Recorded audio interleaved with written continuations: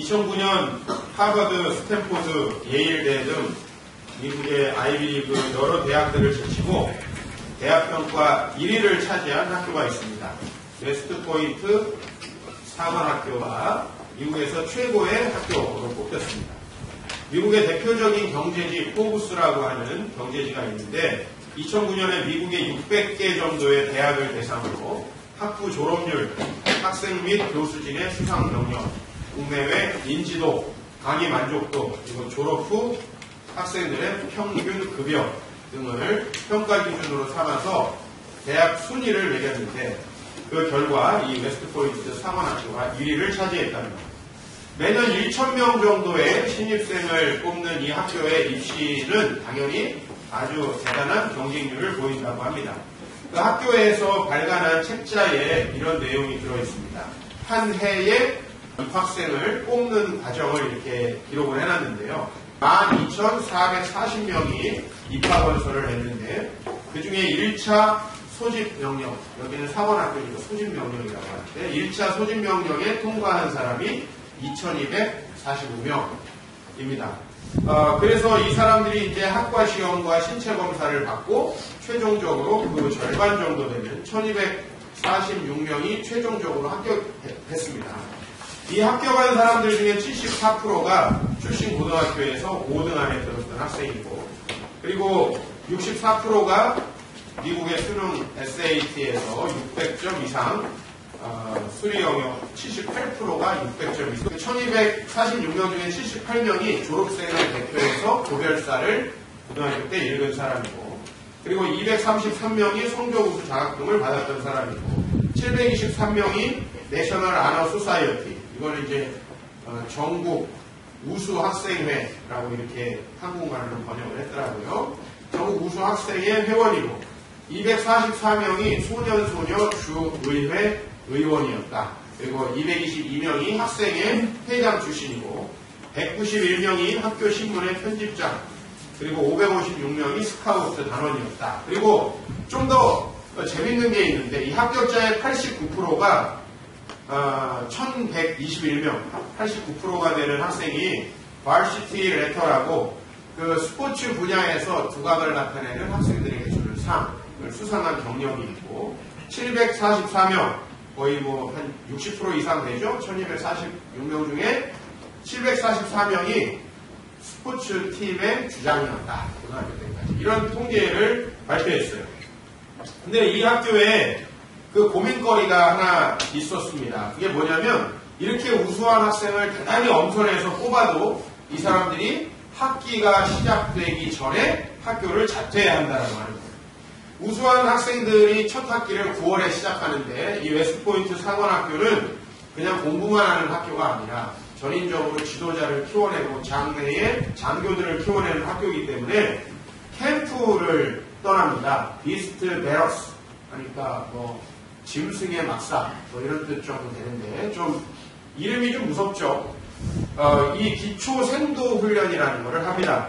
근데 여기에서 5% 정도의 학생이 이렇게 어렵게 합격했고, 또 이 학교는 전액 장학금이에요.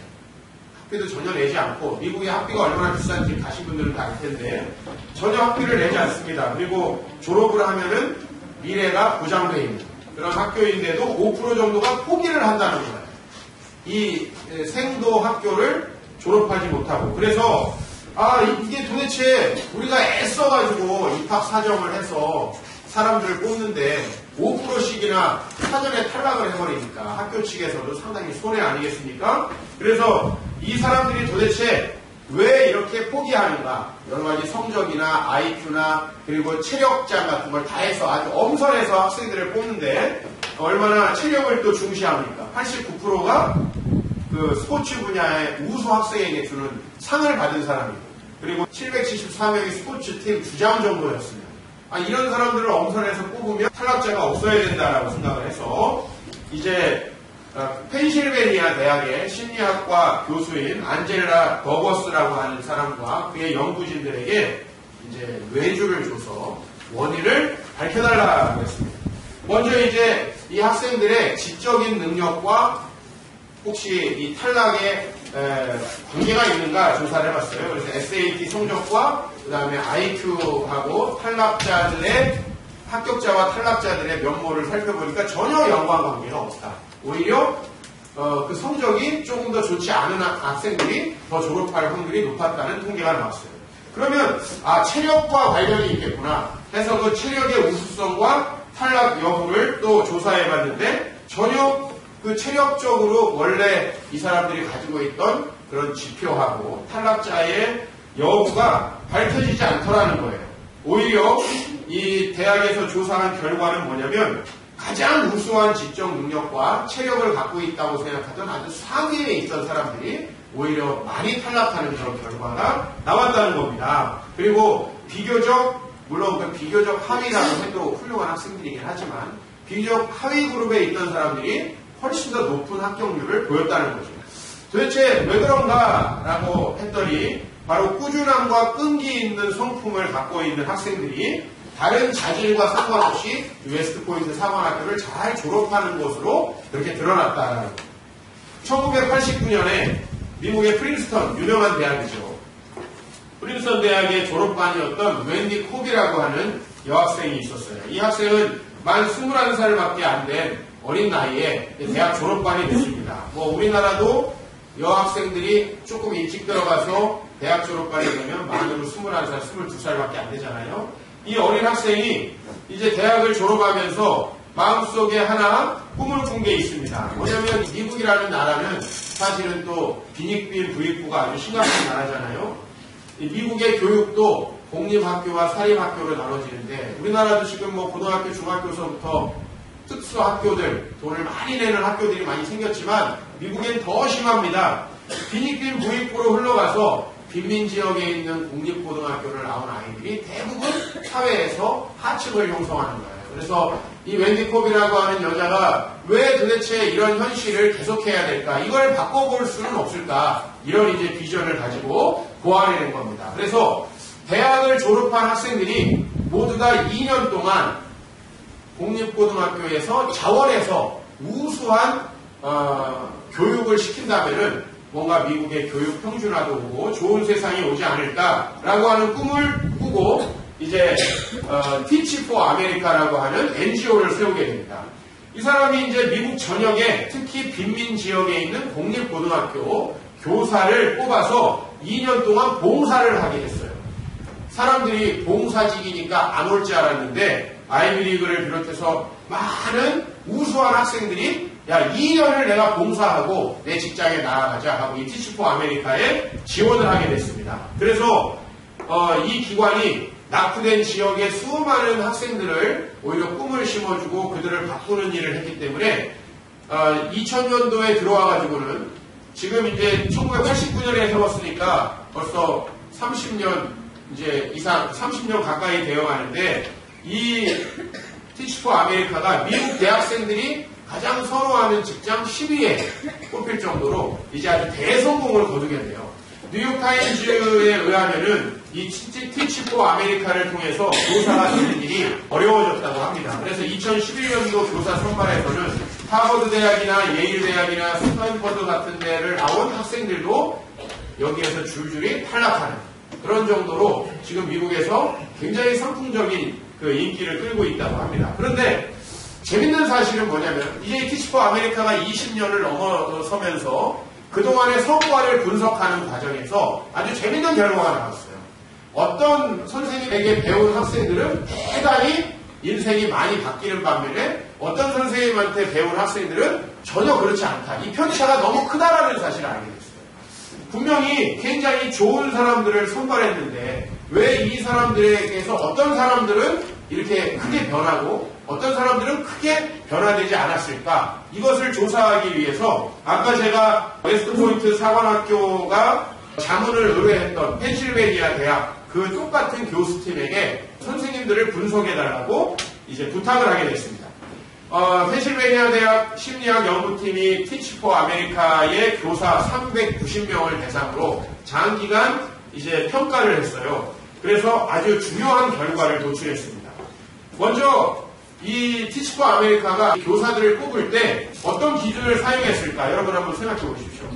당연히 우수한 교사라면 좋은 대학을 나온 사람을 뽑겠죠. 그래서 그 대학, 출신 대학이 어디인가를 봤습니다. 그리고 두 번째로는 이 직군이 봉사직이기 때문에 이 사람들이 정말 봉사하려는 진실한 마음이 있는가, 봉사 정신을 테스트했습니다. 그리고 교사니까 학생을 가르친 경험이 있는가, 이 세 가지를 중요하게 봐서 이 티치 포 아메리카가 교사들을 뽑았어요. 이거는 아마 제가 뽑아도 당연히 이렇게 했을 것 같아요. 그죠?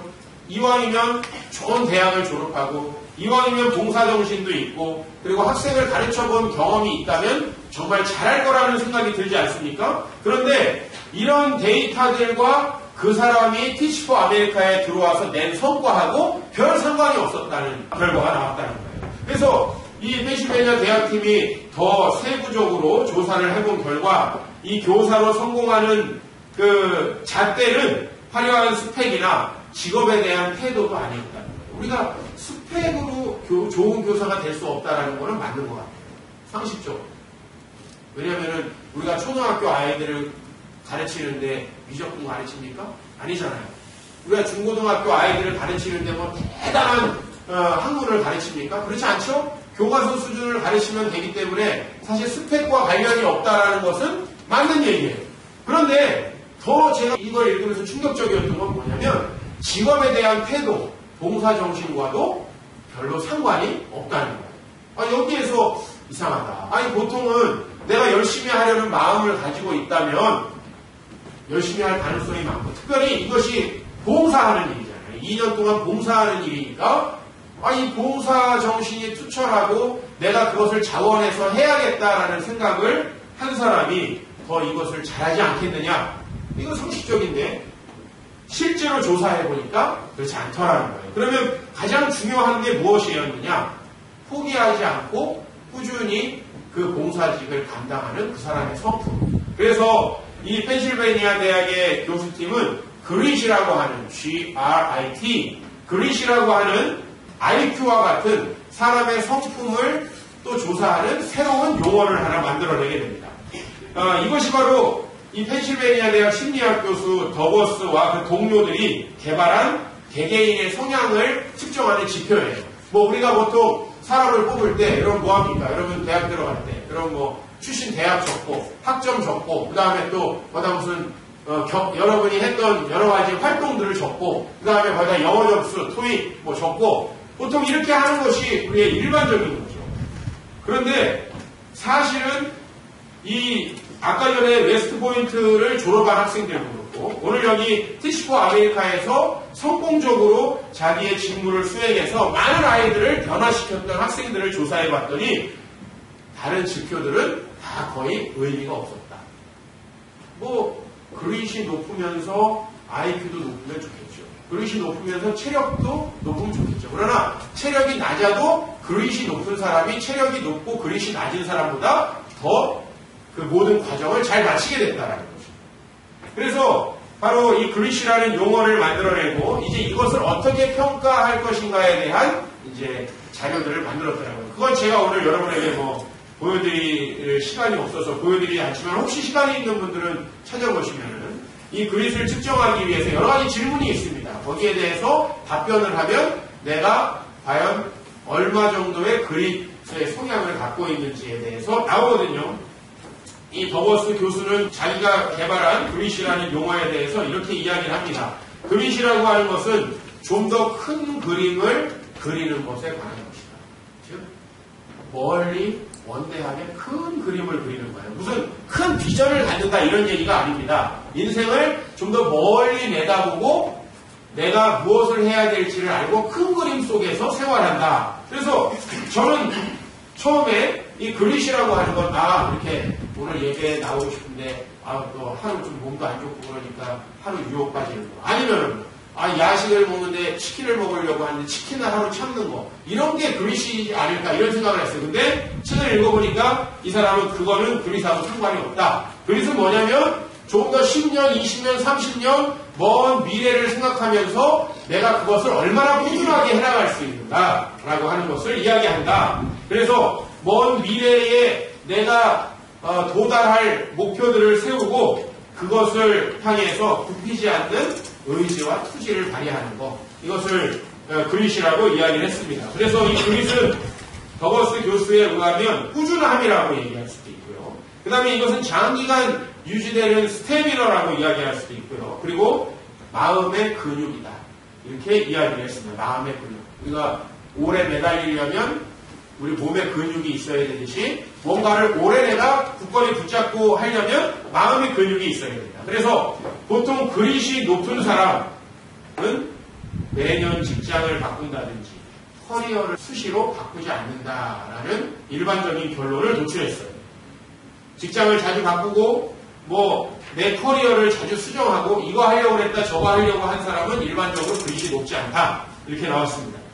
그래서 멀리 있는 목표를 위해서 포기하지 않고 지속적으로 타협하지 않고 노력을 경주하는 거죠. 한 연구자에 의하면은 이 음악을 한 사람들에 대해서 조사를 했어요. 일반적이지 않으니까 여러분들이 오해하지 마시고 음악을 똑같이 전공하는 사람들 중에서 아주 뛰어난 연주자가 있죠. 그 사람들은 보통 그 사람이 그 연주자가 될 때까지 얼마나 연습을 했나 시간을 조사했을 때 10,000시간 정도를 연습한 통계가 나왔어요. 그런데 그냥 그저 그런 일반적인 음악가, 일반적인 연주가는 8,000시간 정도를 꾸준히 노력을 했고요. 음악 교사를 중간에 지망하게 된 사람은 4,000시간 정도를 했다. 제가 교사를 폄하하는 게 절대 아닙니다. 연구 결과가 나온 거예요.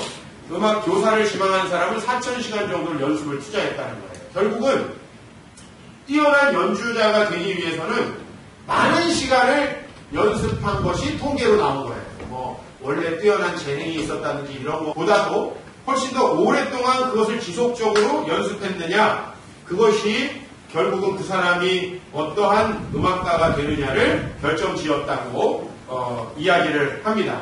여러분, 그릿이 높은 사람은 단기간에 잠깐 유혹을 이기는 이런 정도가 아니고요. 장기간에 걸쳐서 꾸준히 자신이 목표한 것을 포기하지 않고 훈련하느냐, 이 꾸준함의 차이가 큰 차이를 만들어요. 저는 오늘 여러분들에게 이제 이 성도로서 제가 2주 동안 훈련되는 것이 얼마나 중요하냐라는 걸 말씀드렸어요. 여러분들은 예배 한 주 안 나와도 되고 양육 좀 안 받아도 되고 내가 그럭저럭 이렇게 또 시간이 되면은 신앙생활을 하면 되지 않겠느냐 이렇게 생각을 하는데, 우리가 신앙생활을 하는 것이 얼마나 이 그릿과 상관이 있느냐. 여러분이 하나님 나라 백성이 되기 위해서 어떤 자질이 필요했습니까? 우리 기독교에 절대적이고 포기할 수 없는 진리가 하나 있어요. 그게 뭐예요? 여러분은 어떤 행위가 아니라 은혜에 의해서 구원을 받는다. 이것이 절대 포기할 수 없는, 예수 그리스도의 공로로 은혜를 받는다는 거예요. 이것이 한국교회에 와가지고 잘못 오해돼서 아무것도 안 해도 된다, 나는 믿기만 하면 된다, 이렇게 오해됐는데 그런 말이 아니에요. 여러분들이 은혜로 구원을 받았다는 말은 다시 말하면 아무 자질이 없이 그리스도인이 됐다. 여러분, 목사가 되기 위해서 우리 목회자들에게는 최소한 9년의 시간이 필요합니다. BA라는 학위를 취득해야 되고, 그 다음에 신학대학원을 졸업해야 되고, 그리고 시험을 2번 거쳐서 목회자가 됩니다. 적어도 목회자가 되는 것은 어떤 노력이 필요합니다. 그러나 여러분, 그리스도인이 되는 것은 전혀 노력이 필요하지 않습니다. 그럼 왜 하나님은 우리에게 노력이 없이, 어떤 행위가 없이 그리스도인이 되게 했을까요? 그것은 아무 노력을 할 필요가 없어서가 아니고 여러분이 노력해도 될 수 없기 때문에 그렇게 하는 거죠. 여러분이 어떤 노력을 해도 그리스도인이 될 수 없기 때문에 예수 그리스도 십자가를 통해서 여러분들이 그리스도인이 된 겁니다. 자, 그렇다면 예수님이 우리를 지금까지 살아오던 대로 그냥 내 마음 가는 대로, 내 생각 가는 대로 막 살라고 우리를 그리스도인이 되게 했을까요? 그건 아니겠죠? 하나님께서 그래서 우리가 그리스도인이 됐지만 우리가 그리스도인이 됐기 때문에 복을 받는 것이 아니다라고 얘기를 하고 있어요. 여러분, 구약의 이스라엘 백성들이 출애굽을 했죠. 그러나 출애굽을 해서 하나님의 백성이 됐지만 그들 모두가 복을 받은 것은 아닙니다. 어떤 사람들은 광야에서 죽었어요. 어떤 사람들은 중간에 하나님이 주신 사명을 포기함으로써 포로가 되고 잡혀가고 아주 불행한 삶을 살았습니다. 그러나 어떤 사람들은 하나님이 주신 비전을 따라 인생이 장기적으로 너무나 행복하고 아름다운 상태, 즉 복받은 상태로 살아갔다는 거죠. 즉 여러분이 예수 그리스도를 믿게 된 것에는 여러분의 공로가 전혀 없어요.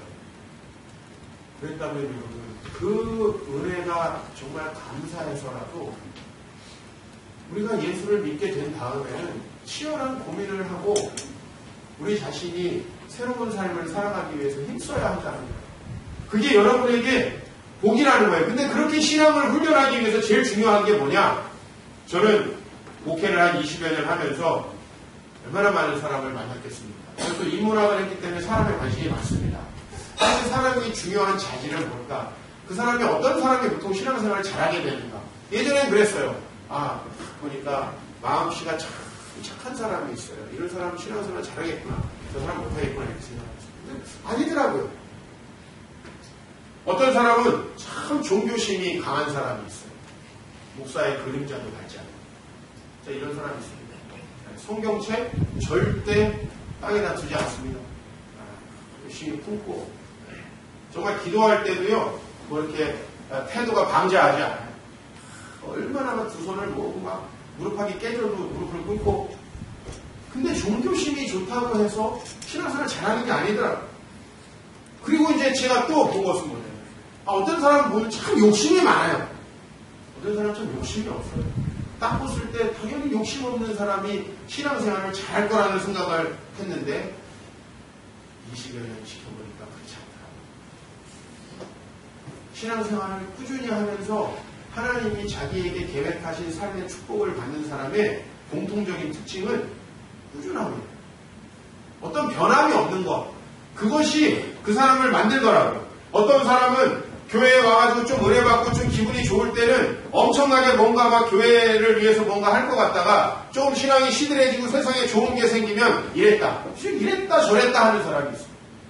근데 이런 사람은 대체로 삶의 열매를 거두지 못하더라고요. 우리는 절대 어떤 자격도 갖추지 못한 상태에서 그리스도인이 됐습니다. 그리고 아마 지금도 크게 대단한 자질을 갖추지 못하셨어요. 그렇다면 우리가 그 믿음을 받아들이고 나서 해야 될 것은 무엇이냐? 우리의 과거의 삶의 방식, 즉 우리의 욕망이 나를 지배하던 그 삶의 방식이 갑자기 사라지는 게 아니기 때문에 장기적으로 내가 정말 진정한 그리스도인이 되고 싶다라고 하는 그 목표를 세우고 그것이 이루어질 때까지 포기하지 않는 그 불굴의 정신, 그것이 바로 우리를 진정으로 바꾸더라라고 하는 거예요. 이것이 저의 목회의 경험에서 제가 느낀 것입니다. 여러분, 이 세상에 좀 두 가지 제가 구분하고 싶은 개념이 있어요. 주중에도 제가 한번 잠깐 말씀을 드렸는데 행복이라는 개념과 복이라는 개념을 좀 구분해드리고 싶어요. 우리 많은 사람들이 행복을 추구합니다. 대한민국 헌법에도 행복 추구권이라는 게 있어요. 많은 사람들은 복을 자기가 찾아갈 수 있는 것이라고 생각합니다. 그 면에서 이 세상의 모든 행복론은 성경적이지 않은 겁니다. 사실 성경에서는 우리가 추구해서 복을 얻을 수 있다고 그 어디에서도 이야기하지 않습니다. 사실 복이라는 것은요, 성경이 얘기하는 복은 뭐냐면 하나님의 행위를 통해서 우리에게 주어진 상태예요. 그래서 여러분, 복을 받았다고 하지 내가 복을 얻었다고 하지 않습니다. 내가 복을 땄다 내지는 내가 복을 추구해서 갖게 됐다라고 얘기하지 않아요. 성경에서는 다 복 받은 거예요. 시편 1편에 복 있는 사람은 이게 뭐냐면 하나님의 복이 주어진 사람은, 즉 those who are blessed, 복이 주어진 사람은 이렇게 시작을 합니다. 근데 이 세상은 내가 무엇을 어떻게 해서 돈을 벌어서 얻어서 내가 뭔가를 해서 복을 얻을 수 있다고 생각해요. 여러분, 그랬다면 여러분 신앙생활도 그렇게 한다면 여러분 절대 복을 얻을 수가 없습니다. 우리가 스스로 행복을 추구함으로 복을 얻을 수 있다라고 하는 게 가장 이단적인 생각입니다. 가장 반기독교적인 생각이다. 복은 하나님이 우리에게 주신 그 복이 나에게 주어진 상태. 할렐루야. being blessed. 주어진 상태죠. 나에게 복이 주어진 상태. 여러분의 욕망이 이루어진다고 해서 행복합니까? 내가 이것을 얻고 싶고 이것을 얻고 싶고 이것을 얻고 싶고 목사가 되고 싶었고 목사가 됐고 뭐가 되고 싶어서 뭐가 됐고 여러분 거기에 행복이 없다는 거 여러분 마음에 손을 얹고 다 아실 거예요. 그거가 우리에게 복을 주지 않습니다. 그러면 어떻게 해서 내 영혼과 육체가 만족할 수 있는 하나님이 나에게 주시는 복이 주어진 상태, 어떻게 내가 복을 받은 상태가 될 수 있는가? 그것은 바로 내가 하나님의 말씀대로 살아감으로써 하나님이 나를 위해서 복을 주셔야만 가능합니다. 세상에 행복의 길이 없습니다. 세상을 포기하고 산에 들어간다고 행복이 있습니까? 그렇다면 불교가 우리에게 행복을 주겠죠. 그러나 복은 하나님이 주시는 겁니다. 신명기 5장 29절 말씀 같이 큰 소리로 공동하겠습니다. 만물이 항상 마음을 품어 나를 경외하며 내 모든 명령을 지켜서 그들과 그 자손이 영원히 복받기를 원한다. 네, 성경은 우리가 복받기를 원하고 그 길을 알려주고 있습니다. 복 받는 거예요. 여러분이 무슨 좋은 남자를 골라서 결혼하고 좋은 여자를 만나서 좋은 가정을 이루고 여러분이 열심히 노력해서 뭔가 원하는 목표를 달성하고 이것은 다 수단이에요. 이게 중요하지 않다는 게 아닙니다. 노력하는 게 중요하지 않다는 게 아닙니다. 그게 아니라 그것이 나에게 복을 가져다 주는 건 아니라는 거예요. 오늘 여기 뭐라고 되어 있어요? 그들이 항상 이 같은 마음을 품어. 이게 그것이에요. 항상 이 같은 마음을 품는 게 쉽습니까? 한번 여러분 생각해 보세요. 항상 이 같은 마음을 품는 것, 이게 그릇입니다. 제가 얘기해요. 여러분 이것만 잘했으면 인생이 벌써 달라졌을 거예요. 앞으로도 마찬가지입니다. 여러분이 머리가 나빠서 인생에 성공을 못하고 돈이 없어서 성공 못하고 물론 이게 있는 것이 우리 삶에 좋죠. 더 유리하죠. 그러나 내 삶을 궁극적으로 블레스드하게 만드는 것, 하나님이 우리를 축복하게 만드는 건 항상 이 같은 마음을 품어서 나를 경외하고 내 모든 명령을 지켰을 때 그들과 그들의 자손이 복 받는다는 거예요. 근데 난 여러분들이 이 같은 마음을 유지하기 위해서 하는 노력은 굉장히 적고 돈을 위해서, 스펙을 위해서, 세상을 위해서 하는 건 너무 많더라는 거예요. 저는 여러분들이 다 최고의 대학을 나왔으면 좋겠고 나는 우리 교회에서 이제 태어나는 이 아이들 때문에 굉장히 밤마다 고민이 많습니다. 얘네들을 어떻게 키워야지 정말 얘네들 잘 키울 수 있을까? 근데 머리가 좋은 건 우리가 어떻게 해줄 수가 없어요. 그죠? 머리를 어떻게 바꿔요? 복은 하나님에 의해 주어진 상태다. 근데 우리 이 세상에서 전부 다 똑같이 일렬로 세워놓고 복을 향해 선착순을 하게 하니까 대부분의 사람들이 열등감과 좌절감과 낮은 자존감에 시달립니다. 똑같이 어떤 형태가 되는 게 복이니까. 그건 절대 비성경입니다. 우리 아이들도 그렇게 키우면 대부분이 불행해질 겁니다. 우리 교회 아이들이 100명인데 일렬로 세워보세요. 그럼 1, 2, 3, 4, 5등이 있을 거 아니에요. 어떻게 걔들이 다 행복할 수 있습니까? 다 블레스드 할 수 있냐 말이에요.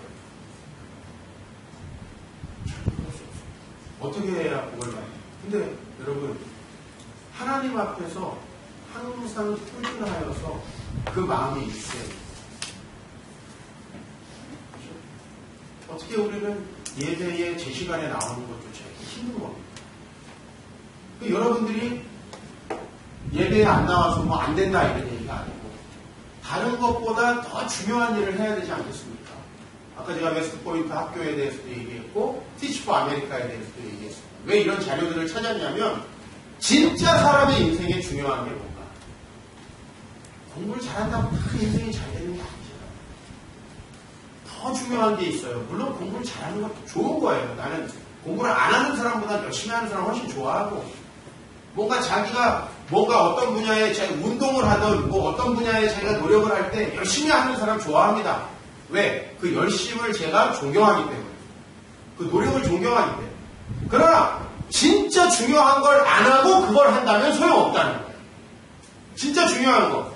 SAT도 중요하고 IQ도 중요하고 체력이 좋은 것도 중요하고 스포츠부에 주장을 했던 것도 중요하지만 제일 중요한 건 그릿을 어떻게 하면 높일 것인가. 이건 높일 수 있습니다.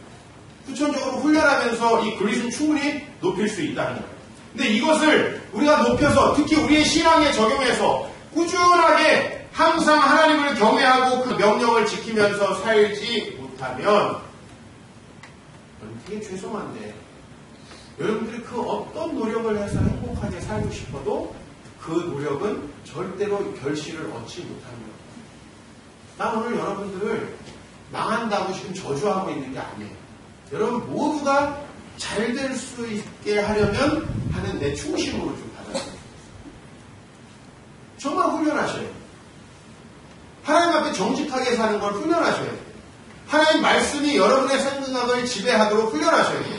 특히 모태신앙 아니었던 분들, 여러분 어렸을 때서부터 배움의 과정이 없었다는 것이 우리의 삶에 얼마나 큰 영향을 미치는지 압니다. 그리고 나는 뭐 목사 아들이래 장로 아들이래 하면서 그동안에 제대로 말씀 공부 안 하신 분들, 그 목사 아들의 타이틀이 얼마나 헛되고 별거 없는지 제가 잘 알고 있습니다.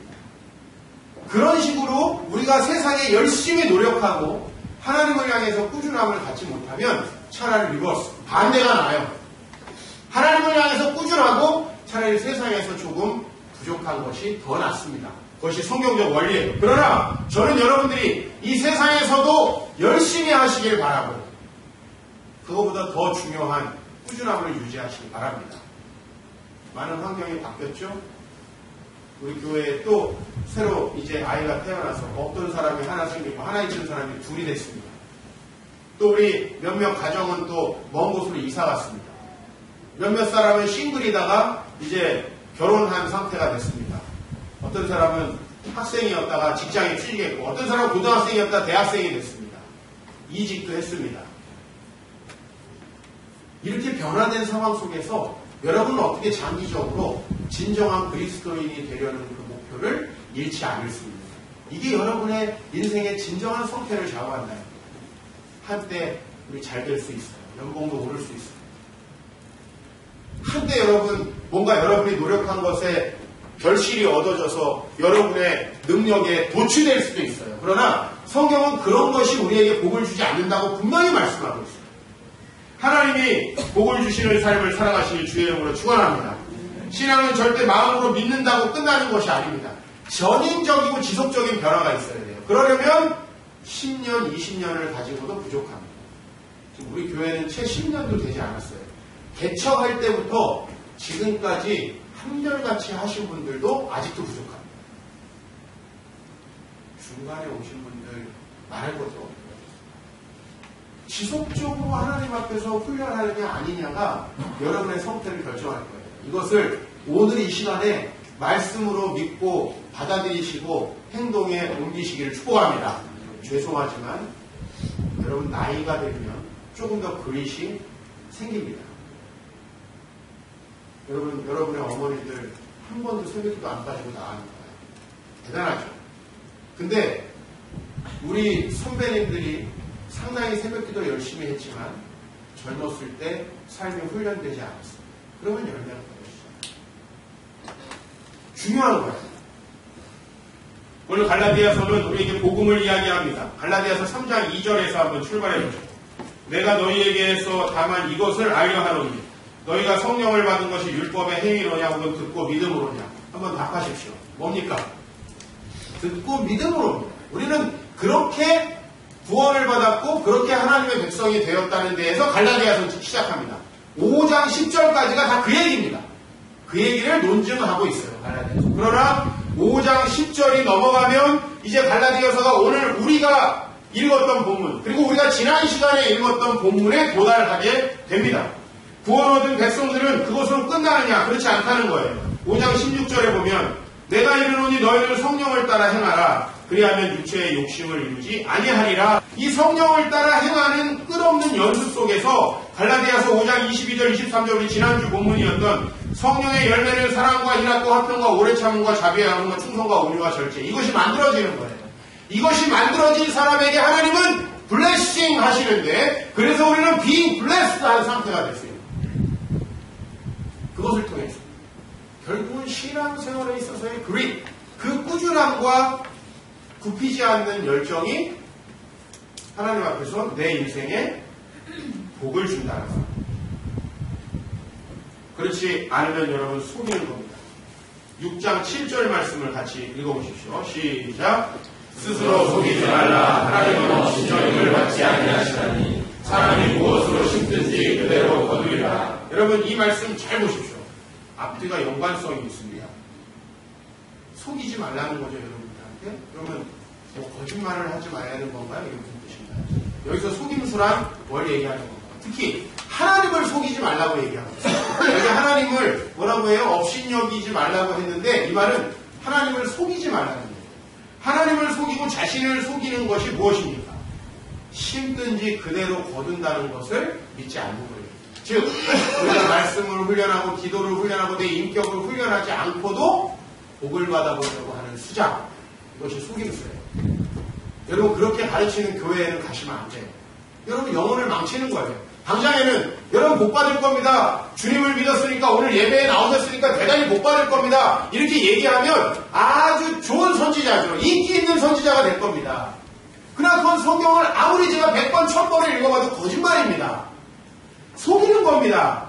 사람이 무엇이든 심대로 그대로 심든지 거둔다고 했습니다. 근데 그러면 그 다음 구절 한번 읽어보시죠. 6장 8절. 자기의 육체를 위하여 심는 자는 육체로부터 썩어질 것을 거두고. 여러분들이 예수를 믿지만 여러분의 육체에 원하는 대로 여러분의 마음 가는 대로 놀고 싶으면 놀고 자고 싶으면 자고 그냥 여러분이 나오기 싫으면 안 나오고 기도하고 싶지 않으면 하루 스킵하고 이렇게 육체를 위해서 살아가면 썩어질 것을 거둔다고 얘기하고 있어요. 근데 여러분이 어떻게 하든지 목사가 가서 한번 기도하면 큰 복이 임한다. 속임수입니다. 심는 대로 거두는 거지 어떻게 내가 영적으로 훈련되지 않았는데. 여러분 한번 생각해 보세요. 우리는 보통 이렇게 생각하는 것 같아요. 저 세상 사람들은 사기치고 잘못하면 하나님께 저주를 받고 우리 믿는 자들은 사기치고 잘못해도 천국에 가는 거 이렇게 생각하는 거예요. 그러니까 세상 사람들이 기독교를 말도 안 되는 종교라고 비판합니다. 예수님이 우리를 구원하신 목적은 우리가 그렇게 하지 않는 사람을 만들려고 합니다. 왜 여러분 큰 교회 목사들이 그렇게 훌륭하고 기도를 몇 시간 동안 한다는데 왜 그들이 물질을 횡령하고 자기의 문제에 대해서 회개하지 않습니까? 사람을 모은 거지 말씀을 전하고 훈련한 것이 아닙니다. 자기 자신부터 훈련되지 않아 있잖아요. 근데 그 훈련은 어떻게 되느냐? 굉장히 꾸준하고 오랜 기간 동안 같은 일을 반복할 때 훈련이 됐어요. 운동을 하려면 운동이 계속 반복돼야죠. 말씀을 보려면 말씀이 계속 반복돼야죠. 그래서 제가 여러분에게 규칙적인 신앙. 스스로 속이지 말라. 하나님은 업신여김을 받지 아니하시나니 사람이 무엇이든 심든지 그대로 거두리라. 육체를 위하여 심는 자는 썩어질 것을 거두고 성령을 위하여 심는 자는 영생을 거둔다. 여기서 영생이 뭔가?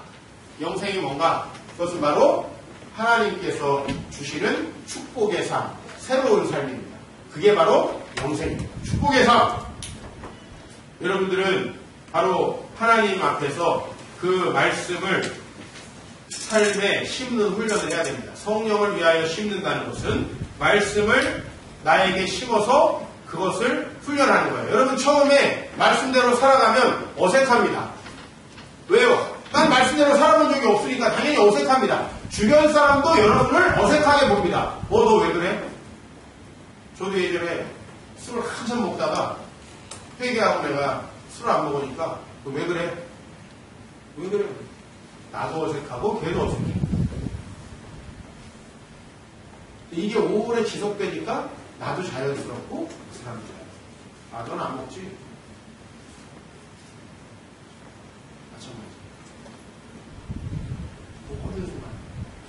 여러분 자식들이 여러분이 하루 기도하러 안 갔을 때 엄마 오늘은 왜 안 가? 이래야 정상이에요. 근데 애들이 말을 안 한다. 아, 갈 때도 있고 안 갈 때도 있고 오늘은 안 가나 보다 이렇게 생각하는 거예요. 그렇죠? 여러분 아내나 남편이 봉사를 가는데 오늘은 안 갈래요. 왜 안 가? 왜 그렇게 간다고 난리치고 맨날 가더니 오늘 왜 안 가? 이렇게 나와야 정상이에요. 오늘은 안 가? 그런가 보다. 그건 정말 아니죠. 무엇을 심느냐? 심고 그것이 열매 맺을 때까지 그릿, 즉 꾸준함을 유지할 수 있는 사람, 그 사람에게 어떤 결과가 오느냐? 갈라디아서 6장 9절 말씀 다시 공독합니다. 우리가 선을 행하되 낙심하지 말지니 포기하지 아니하면 때가 이르매 거두리라. 우리 여기 선을 행하되 라는 말을 여러분들이 봉사활동을 하다가 이런 식으로는 해석 안 했으면 좋겠어요. 이 선을 행한다는 것은 뭐냐면 하나님의 말씀, 하나님의 주권이 나에게 임하는 삶이 지속된다 이런 얘기예요. 내가 선을 행한다는 얘기예요. 근데 선을 행하고 새로운 삶을 살다 보면 낙심될 때, 힘들 때가 온다 안 온다? 온다는 거예요. 그래서 그때 낙심하지 않고 포기하지 않으면 거둔다. 거둘 것을 알고 포기하지 않는 것 이게 되게 중요해요. 신앙이라는 것은 당장 수치로 나타나지 않잖아요. 여러분들이 만약에 이번 달에 회사를 며칠 빠졌어요. 그러면 당장 여러분의 월급 봉투에 차이가 나죠. 그러나 여러분이 기도를 몇 시간 안 했어요. 표시 납니까? 안 나죠. 여러분들이 어떤 모임에 안 나갔어요. 그럼 당장에 그 모임에서 여러분들의 영향력이 줄어들어요. 그러나 여러분들 교회 모임에 안 나온다 해서 갑자기 무슨 큰 문제가 생기진 않아요. 그래서 그릇이 필요합니다. 그릇은 20년, 30년 장기적으로 미래를 내다보고 꾸준함을 유지했습니다. 당장 나에게 어떤 보상이 오지 않아도 끝까지 똑같이 할 수 있느냐. 사실 여러분 하루 예배 늦게 오고 하루 여러분이 예배 시간에 자고 딴 생각하고 찬양 열심히 안 한다고 무슨 일이 있습니까? 여러분에게 아무 일 없어요. 오히려 찬양 열심히 하면 뭐가? 어떤 분은 은혜가 넘친다는데 목은 아파 사실이에요. 나도 설교 열심히 하면 목 아픕니다.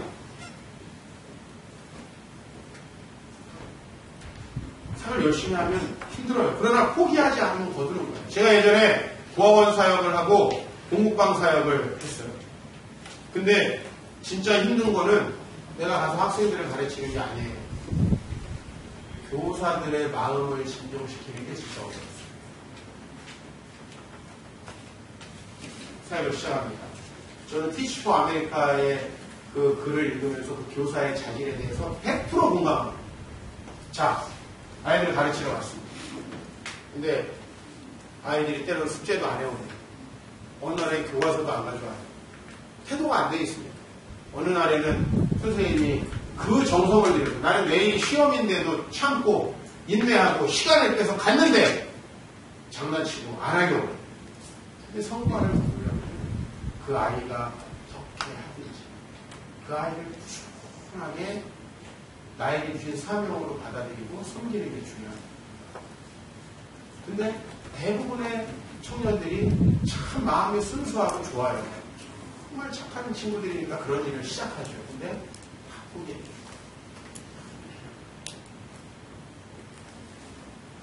그리고 같이 모여서 얘기를 해보면 아이들 때문에 상처받고 그 다음에 또 인간이니까 선생님들끼리 모이면 그 안에 갈등이 생겨요 안 생겨요? 당연한 거예요. 생겨요. 여러분 소그룹을 하면 그 안에 때로는 갈등이 생깁니다. 이건 우리 인간이 부족하기 때문에 너무 당연한 거예요. 갈등 생긴다고 안 하고 애한테 상처받았다고 안 하고 결국 그릇이 부족한 거예요. 완벽하게 좋은 환경에서 봉사하는 사람이 어디 있습니까? 봉사 어려워요. 그죠? 힘들 때도 있어요. 그러나 포기하지 않으면 뭐가 온다고요? 때가 온다고 그랬어요. 이 때라는 건 뭐냐? 바로 카이로스의 때를 얘기하는데 여러분의 시간이 가면 늙고 병들고 죽는 거 이런 때를 이야기하는 게 아니에요. 이 때는 하나님께서 개입하셔서 여러분들에게 복 주시는 때를 이야기해요. 헬라어에서는 이게 두 개가 틀린다. 똑같이 때인데 똑같이 시간인데 하나는 크로노스, 하나는 카이로스예요. 하나님이 개입하는 시간 그 카이로스의 때가 온다는 거예요. 사랑하는 성도 여러분, 남편, 아내, 여러분의 자식이 믿음 생활 잘하길 원합니까? 그 잘할 수 있는 때가 올 때까지 포기하지 마시기 바랍니다. 여러분이 하나님 앞에서 뭔가 훈련하고 여러분의 인격이 바뀌길 원합니까? 바뀌려고 했는데 또 넘어지고 실패할 때가 있을 거예요. 그러나 포기하지 마시기 바랍니다. 그랬을 때 거두게 된다는 것이죠. 거두게 된다. 그때가 오면 바로 여러분의 삶에 하나님 나라가 이루어지고 정말 여러분이 과거에는 너무나 어색했던 것이 여러분에게 익숙해지고 새로운 삶이 여러분에게 너무 자연스러워지고 그 자연스러움을 누가 받아들이게 되냐면 주변 사람들이 받아들이게 돼요. 여기 예수 안 믿고 혹은 남편이나 아내나 자식이 믿음이 별로 없는 사람 잘 들으세요. 여러분이 먼저 주의를 절대 빠지면 안 돼요. 그래야 주변 사람들이 저 사람은 예배 빠지면 큰일 나는 사람이구나 이렇게 생각합니다. 굳건한 마음을 유지할 수 있는 방법은 기도입니다. 그거 하나밖에 없어요. 우리 마음의 근육으로 훈련하는 건 기도하고 하는 겁니다. 계속하면 하게 됩니다. 자주 포기하고 나약해지는 우리의 습성이 있죠. 그럼 저도 그렇습니다. 어떤 조치가 필요해요. 여러분 사람이 머리가 좋을 수도 있고 아플 수도 있습니다. 교회 온다고 IQ 좋아지잖아요. 교회 오는 사람들 다 종교심이 좋지 않아요. 교회 오는 사람 다 착하고 욕심 없는 거 아닙니다. 그러나 하나님의 백성으로 변화될 수 있는 거죠. 그게 변화되기 위해서는 우리의 굳건한 의지, 그릿이 필요합니다. 신앙의 그런 꾸준함이 여러분에게 열매를 맺힐 때까지 여러분 하나님 앞에 나아가시기를 축복합니다.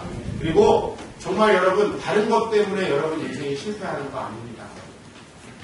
다른 것 때문에 복을 못 받는 게 아닙니다. 머리가 나빠서요? 머리가 나빠서 복을 못 받는 거면 머리가 좋았는데도 복을 못 받는 사람 내가 수천 명 예를 들 수 있어요. 돈이 없어서요? 만약 여러분이 그렇게 얘기하신다면 제가 돈이 있는데도 망한 사람의 성도의 이야기를 수천 명 얘기해 줄 수 있어요. 그러나 내가 신앙에 꾸준함이 없어서 망했다. 그건 맞는 거예요. 그게 없는데 성공한 사람 난 본 적이 없어요. 나이가 들기 전에 젊었을 때 이거 훈련하는 거 중요합니다. 여러분들이 정말 포기하지 마시고 나약해지지 마시고 하나님이 여러분을 복줄 그 카이로스의 때가 올 때까지 열매를 거둘 수 있을 때까지 포기하지 마시기를 주의 이름으로 축원합니다.